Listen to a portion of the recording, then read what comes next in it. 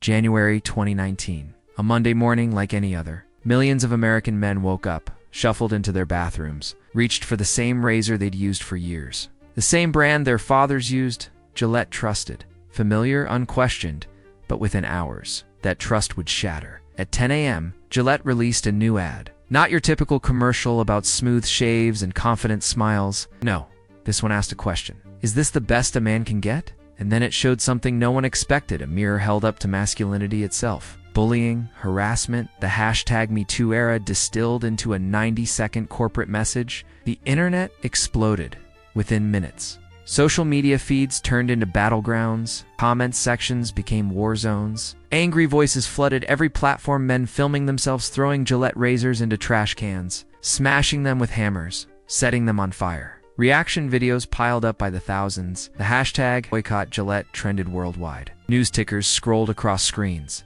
Gillette under fire. Razor brand faces massive backlash.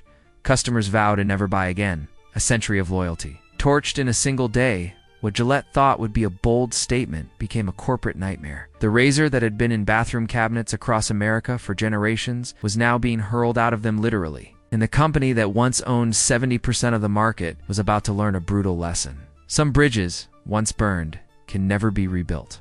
But to understand how a brand could fall so far, so fast, you have to understand how high it once stood. 19th century, Boston, Massachusetts. A traveling salesman named King Camp Gillette stared at his dull straight razor and saw something no one else did: opportunity. Men were slicing their faces open every morning with blades that needed constant sharpening. Dangerous, expensive, annoying. So Gillette created something revolutionary. A razor with disposable blades, cheap, safe, genius. Within 2 decades, Gillette didn't just dominate the shaving industry, it became the shaving industry.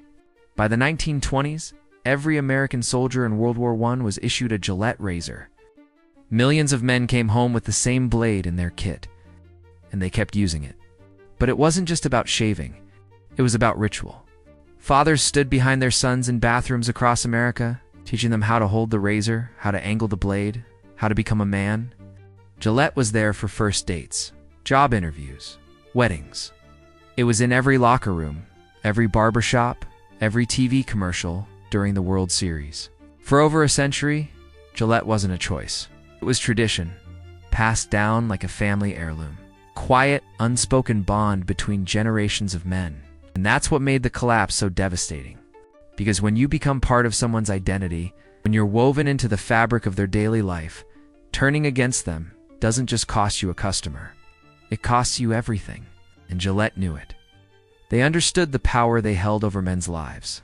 So in 1989, during the Super Bowl biggest stage in America, distilled that power into 5 words. The best a man can get. It wasn't just a slogan. It was a promise, a standard, an aspiration. For the next 30 years, those words echoed everywhere. Boxing rings where champions defended their titles. Olympic podiums where athletes stood draped in gold. Red carpets where movie stars flashed million-dollar smiles. Gillette was there not as a sponsor, but as a symbol. If you wanted to be the best, you used what the best used. Simple as that. Tiger Woods holding a trophy, Derek Jeter rounding the bases, Roger Federer lifting another championship, all of them Gillette men. The message was clear. Greatness and Gillette were inseparable, and it worked it brilliantly. Men didn't just buy razors, bought into an identity. The guy who used Gillette wasn't settling. He was striving, winning, becoming the best version of himself, one shave at a time. By the 2000s, Gillette controlled nearly 70% of the global razor market, billions in revenue. Unshakable brand loyalty, generations of customers who wouldn't even consider switching. The best a man can get wasn't marketing anymore. It was gospel. But here's the thing about building an empire on identity, telling men who they are and what they should be. When you decide to change that message, when you suddenly tell them they've been getting it wronged all along, you don't just lose customers, you ignite a war. And that war began in a boardroom at Procter & Gamble headquarters long before a single man ever saw the ad.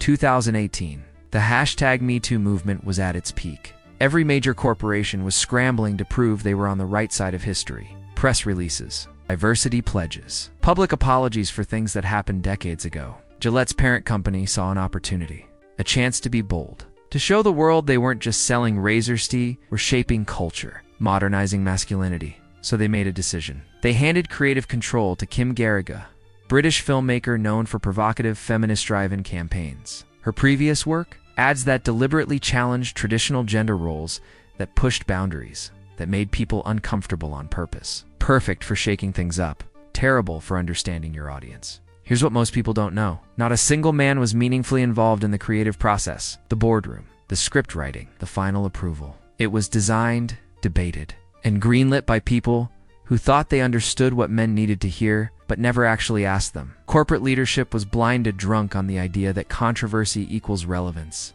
that taking a stand would win them praise from the media, from progressives, from a younger generation. They believed the old customers, loyal ones, would stay silent, that tradition and decades of trust would keep them in line. But this wasn't just a risky campaign. It was built on a fatal assumption that their customers were the problem. And on January 13, 2019, at 9 a.m. Eastern, the world found out. The ad went live. YouTube, Facebook, every platform simultaneously. Gillette's marketing team sat back, expecting applause. What they got was a tidal wave of rage. Within the first hour, the comment section became a war zone. Thousands of men loyal customers, lifelong users typing furiously. Not just disagreement, betrayal. I've used Gillette for 30 years. Never again. My grandfather used Gillette. My father used Gillette. I'm done. This is what you think of us. The dislike button exploded. 50,000 dislikes in the first few hours, then 100,000, 200,000. By the end of the week, over 400,000. The like-to-dislike ratio was a massacrean of the worst in YouTube advertising history. But it wasn't just dislikes, it was movement. Reaction videos flooded the platform. Ordinary men, influencers, commentators still saying the same thing. Twitter erupted. Hashtag boycotts Gillette trended worldwide. Men posted videos of themselves throwing away their razors, switching brands, vowing never to return. The hashtag didn't die in a day. It lingered, spreading across forums, news outlets, barbershops, locker rooms. Gillette had spent a century building trust, 30 years perfecting a message of aspiration and confidence. And in 90 seconds, they torched it all. Because this wasn't just an ad men disagreed with. It was an ad that made them feel guilty for being men. That took decades of loyalty and threw it back in their faces. The internet didn't just react, it revolted. By the time Gillette realized what was happening, it was already too late. The damage wasn't just financial, it was psychological, permanent. An entire generation had learned a lesson Gillette never wanted them to learn. You don't need to pay premium prices for a decent shave. Millennials and Gen XE, future of the market ad, moved on, and they weren't coming back. Brand equity, built over a century, shattered in less than a decade. The same logo that once meant quality, innovation. Trust now triggered a different emotion, resentment. Gillette had no choice. In 2019, they announced sweeping price cuts up to 20% slashed across their product lines. The packaging changed. The messaging softened. The arrogance finally gone. But here's the thing about trust. Once it breaks, lowering your price doesn't magically fix it. Those customers who switched, they weren't just saving money. They'd found brands that respected them, spoke to them, didn't lecture them about toxic masculinity or charge them a small fortune for a piece of plastic and steel. The reset wasn't a comeback strategy. It was a white flag. Gillette had spent years training customers to see them as overpriced and out of touch, and no discount could erase that. Perception overnight. The fall wasn't a dip. It wasn't a rough quarter. It was a rewiring of an entire market's buying habits. And once that switch flips in a consumer's mind, there's no going back. So what does Gillette's collapse teach us? Simple. Brands don't die from competition. They die from arrogance. Gillette forgot the most fundamental rule in business: your customers made you. And the second you stop listening to them, the second you start telling them who they should be instead of serving who they are, you've lost. Trust takes decades to build. It takes one tone to fade, one price hike too many, one moment of forgetting your roots to destroy it. This wasn't just about razors. It was about identity, loyalty, and a company that spent so long at the top. They forgot how they got there. They stopped being for men. They started being above them, and the market delivered its verdict. So here's my question for you. Do you think Gillette ever truly recovered? Or is this the kind of damage that never fully heals? Drop your thoughts in the comments. I want to hear if you're still buying Gillette, or if you switched and never looked back. And if you want more deep dives into how the biggest brands in the world rise, fall, and sometimes claw their way back, hit that subscribe button, because this story, it's far from the only one.